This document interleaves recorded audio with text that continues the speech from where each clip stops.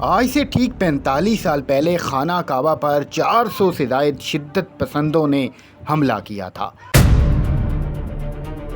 اور 1 لاکھ عبادت گزاروں کو مسجد میں محصور کر دیا تھا۔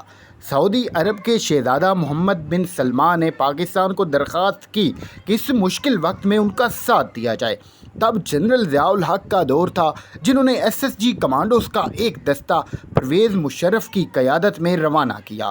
پرویز مشرف نہ صرف بہترین SSG کمانڈو تھا بلکہ ذہین بھی انتہا کا تھا، جس کی عملی مثال دیکھنے کو اس وقت ہمیں ملی جب انہوں نے سعودی حکام سے اجازت لے کر خانہ کعبہ کا صحن پانی سے بھر دیا، پھر اس میں کرنٹ چھوڑ دیا۔